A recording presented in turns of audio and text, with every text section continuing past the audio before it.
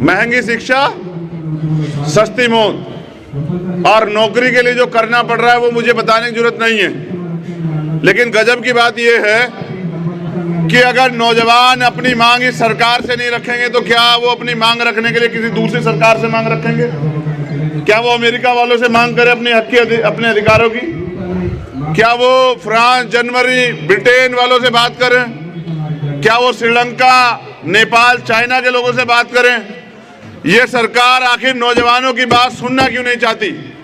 उस नौजवान की बात जो नौजवान इस देश की रीढ़ है, जो नौजवान इस देश की रक्षा करता है सीमा के पर खड़ा होकर, जो अपने जान का बलिदान देता है, उस नौजवान को सरकार क्यों नहीं सुनना चाहती है? अगर उसका सबसे बड़ा कारण मुझे समझ आता है तो वो ये है कि सरकार नौजवानों को गुलाम समझती है। सरकार हमें जातियों, धर्मों में बांट के राजनीतिक अपनी रोटियां सेकना चाहती है, लेकिन हमारे हक अधिकारों को देना नहीं चाहती। आप इलेक्शन का समय देखोगे, हर आदमी कहेगा 2 करोड़ रोजगार दे देंगे, 15 लाख रोजगार दे देंगे, 10 लाख रोजगार दे देंगे।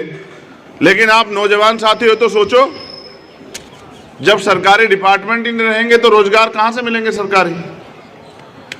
जिस तरह से सरकार निजीकरण कर रही है, जिस तरह से सरकार सरकारी डिपार्टमेंट खत्म कर रही है, आप सरकारी नौकरी के लिए लड़ रहे हो, प्राइवेट के लिए? जरा हाथ उठा के बताना, दोनों हाथ उठा के बताओ कौन सी नौकरी के लिए लड़ रहे हो?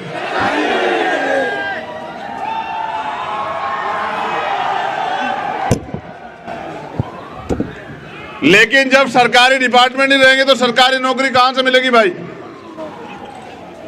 सरकार अब बैंकों के पीछे पड़ी है, उससे पहले LIC के पीछे थी, एयर इंडिया के पीछे थी। सरकार एयरपोर्ट बेच रही है और तमाम तरह की चीजें जो सरकार डिपार्टमेंट सरकार बेच रही है। आखिर सरकार को नौजवानों से इतनी नफरत क्यों है?